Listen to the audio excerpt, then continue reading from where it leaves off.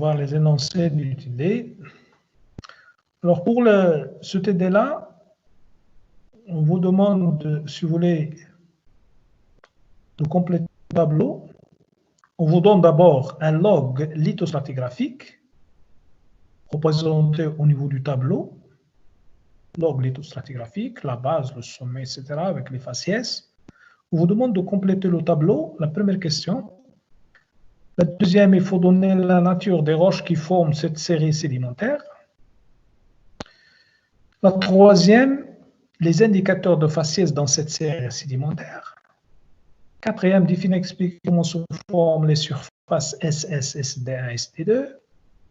Cinquième, cette série sédimentaire peut être subdivisée en combien de séquences de dépôt? Justifiez votre réponse.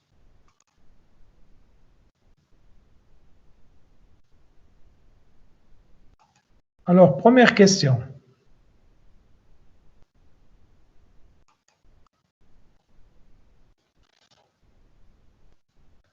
C'est-à-dire, il faut remplir le tableau.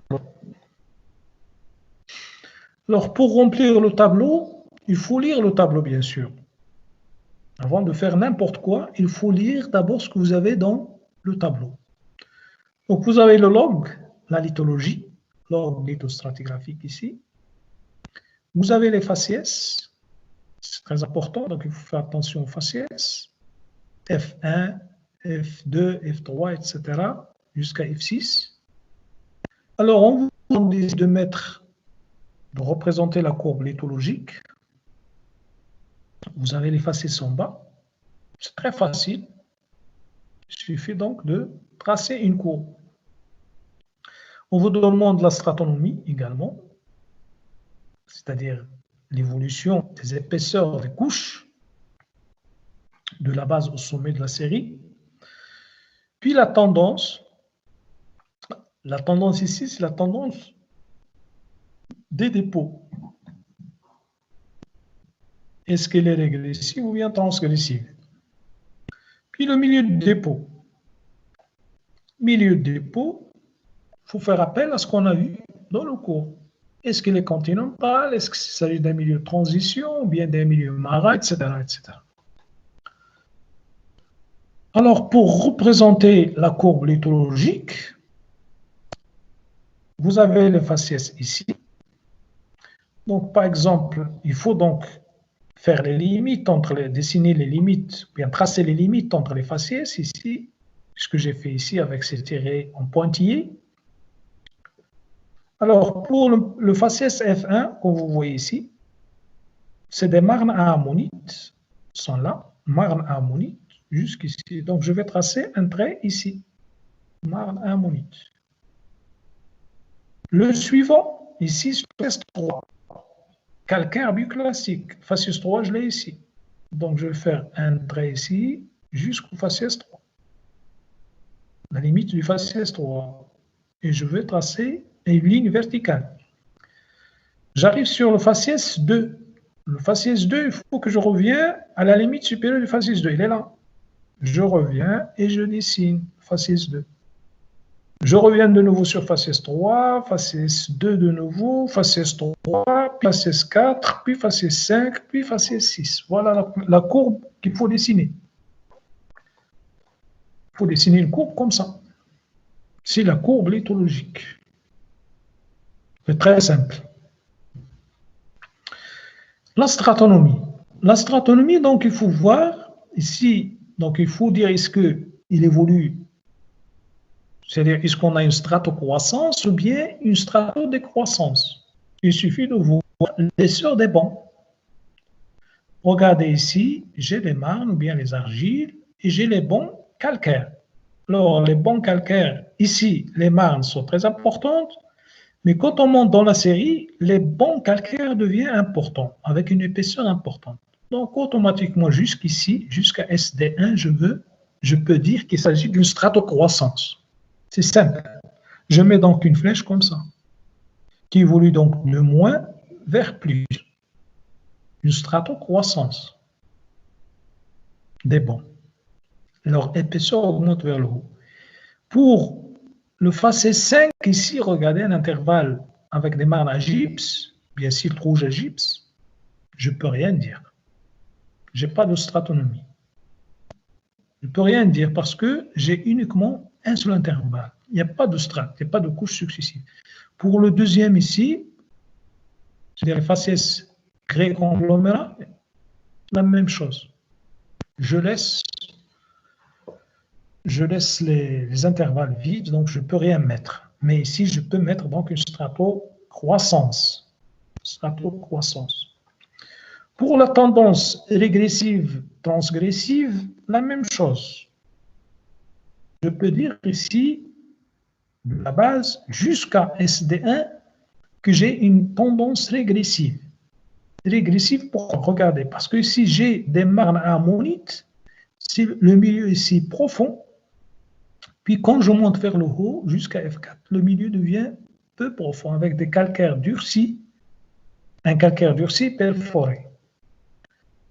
Donc, il faut faire attention, calcaire durci et perforé, donc au-dessus, c'est-à-dire sur ce calcaire-là, SD1, il va correspondre à quoi? Et d'ailleurs, on vous a demandé de définir SD1, il faut la définir tout en tenant compte de ce faciès-là. Donc, jusqu'ici, donc c'est régressif. Puis pour le deuxième intervalle entre SD1 et SD2, c'est le faciès 5, silt rouge à gypse, comme j'ai dit tout à l'heure, gypse indique toujours des milieux confinés, semi-fermés. Donc là également, on est toujours dans un système, ou bien dans une phase régressive, si vous voulez. Même chose pour les grès et le conglomérat. Donc la flèche, ici, regardez la flèche, je l'ai commencé à partir d'ici, non pas à partir de transgressif, si vous voulez, c'est-à-dire profond. Pas à partir de T, mais juste ici. Je mets donc, ça montre qu'il s'agit donc de dépôt régressif. La même chose ici pour les grès, le conglomérat. Donc ici, on est déjà dans le milieu continental. Dans le milieu continental, donc c'est régressif. Donc vous voyez comment je vais placer les flèches de la tendance. Pour le milieu de dépôt, c'est facile. Donc le milieu de dépôt, comme vous voyez ici, vous avez des marins ammonites. Donc ici, c'est marin. Calcaire bioclassique, toujours marin. Marne, toujours marin. Calcaire bioclassique, de nouveau marin. Marne, calcaire bioclassique, etc. Calcaire perforé, toujours c'est marin. Donc jusqu'ici, c'est marin. Et la courbe donc, de l'évolution du milieu du dépôt va être dessinée comme ça. Donc ici, vous avez marin. Puis je passe ici un milieu de transition. Puis j'arrive sur le milieu continental, ici, pour le grès et le conglomérat. Là aussi, c'est facile. Donc, pour compléter le tableau, il suffit de regarder et de mettre vos flèches, vos traits, etc. C'est facile donc à remplir. Les réponses, vous les avez sur le tableau. Vous n'avez rien à inventer. Il suffit de dessiner et de tracer les lignes correctement, tout simplement. Alors, voilà donc pour la première question. Alors, les roches qui forment cette série sédimentaire, là aussi, c'est très simple. Hein? Très simple. Vous avez des roches chimiques et des roches détritiques. Chimiques et détritiques. Troisième question, quels sont les indicateurs de faciès dans cette série sédimentaire? Alors, pour les indicateurs de faciès, il faut se rappeler de ce qu'on avait vu dans le cours. On a vu qu'il y a des indicateurs minéralogiques, des indicateurs biologiques, c'est-à-dire les fossiles, et des indicateurs hydrodynamiques ou bien sédimentologiques. C'est ce qu'on avait défini dans le faciès. Alors, donc vous avez ces trois-là, mais la question porte sur la série que vous avez dans le lobe, c'est-à-dire dans le tableau. Alors, la réponse est la suivante. Indicateur paléontologique, pardon, indicateur paléontologique, ammonite et bioclaste marin. C'est ce que vous avez au niveau donc, de votre lobe. Puis, indicateur minéralogique, le gypse. Le seul indicateur minéralogique que vous avez, c'est le gypse.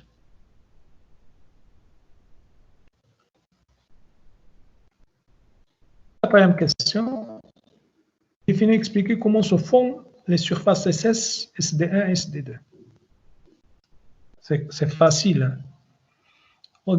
Comme vous avez vu, les SSS, on les trouve, SS, on les trouve quand on passe d'une lithologie à une autre. On passe de marne, calcaire bioclassique, marne, calcaire, on trouve ces SS au niveau des limites de stratification. Alors, ils ne peuvent correspondre qu'à des joints de stratification, bien des surfaces de stratification. Surface de stratification ou joints de stratification se forment suite à un changement des conditions de dépôt. Ça également, on l'a vu dans le cours. Les joints de stratification, c'est des changements lithologiques d'une roche à une autre, ou bien d'une couche à une autre, suite à un changement des conditions du dépôt. Pour SD1, comme vous le voyez sur le log, et d'ailleurs, le symbole qu'on a mis à côté, c'est une ligne ondulée, c'est une surface donc qu'on peut dire irrégulière si vous voulez, entre guillemets. Alors SD1 tout simplement, c'est une surface de discontinuité. Mais comme je vous disais tout à l'heure, il faut faire attention, donc le faciès que vous avez dessous, en dessous de la surface, il s'agit d'un calcaire durci. Donc la surface ne peut être que surface durcie, formée suite à un arrêt de sédimentation. Surface durcie, perforée et ferrugénisée. Ça, on l'a vu dans le cours également. Il s'agit d'une surface donc durcie, formée suite à un arrêt de sédimentation. Donc, il s'agit d'une discontinuité sédimentaire. Au niveau de ce type de surface, on peut avoir donc des perforations, on peut avoir également des oxydes de fer, c'est-à-dire une ferrugénisation, si vous voulez. Pour la surface SD2, comme vous voyez sur le log également, il s'agit d'une surface de discontinuité par érosion. Donc, elle est érosionnelle, si vous voulez. C'est une surface ravinante. Il s'agit d'une surface ravinante formée par l'érosion suite à une phase d'émersion de l'eau. Donc, ici, vous avez les dépôts continentaux. Donc, il y a une immersion du milieu de dépôt. C'est-à-dire les dépôts ne sont plus dans un milieu marin, par exemple, bien dans un milieu aquatique, il y avait une immersion. Donc, on est dans le milieu continental. Et par conséquent, il va y avoir érosion et l'apport, si vous voulez, et le dépôt des dépôts continentaux. Des conglomérats, des grès, etc. Donc, des dépôts terrigiens, si vous voulez. Cette série sédimentaire peut être subdivisée en combien de séquences de dépôts? Justifiez votre réponse. C'est simple. Il faut se rappeler de ce qu'on a vu dans le cours. Donc, une séquence de dépôt ne peut être définie que si on a des limites. Des limites, ce sont les limites d'une séquence, ce sont les discontinuités sédimentaires. La limite inférieure et la limite supérieure. Il faut qu'ils soient cadrés par des discontinuités sédimentaires. Ici, on a deux discontinuités importantes. Une discontinuité sédimentaire et une discontinuité par ravinement. Ces discontinuités-là limitent, si vous voulez, ils ne peuvent limiter que 3 séquences de dépôt. Cette série peut être subdivisée en 3 séquences de dépôt limitées par 2 discontinuités sédimentaires, SD1 et SD2. Donc SD1, il est sédimentaire, correspond à un arrêt de sédimentation, mais SD2, c'est une surface ravinante, c'est une discontinuité liée à l'érosion, si vous voulez, ou bien engendrée par l'érosion. Alors, la séquence 1, formée à la base par les marnes ammonites, c'est-à-dire le faciès F1, et se termine à son sommet par des calcaires durcis et perforés, F4, coiffés par la discontinuité DS1. Voilà donc comment il faut justifier vos réponses. La séquence 2, formée par les cils rouges à gypse, F5, il s'agit d'une séquence incomplète. Ici, comme vous voyez, il est incomplète, limitée à sa base par la discontinuité DS1 et en son sommet par la discontinuité DS2. Il faut dire les choses telles qu'elles sont représentées au niveau du log, pour justifier. Puis la séquence 3, formée par les grès conglomérats, c'est-à-dire F5 et 6, Il s'agit d'une séquence incomplète limitée à sa base par la discontinuité DS2. Le sommet de la séquence n'est pas visible. Dans ce cas, si vous voulez, le sommet n'est pas représenté au niveau de l'eau. C'est-à-dire on peut avoir une évolution jusqu'à ce qu'on limite la séquence par une autre discontinuité en haut. Mais dans le log, n'est pas visible. La séquence également 2, c'est une séquence qui n'est pas complète. Peut-être elle a été, une partie de la séquence peut-être a été érodée. C'est-à-dire le sommet de la séquence a été érodé peut-être. Donc elle est incomplète. Voilà donc comment il faut répondre à cette question. Et on arrive donc à la fin de notre séance de TD.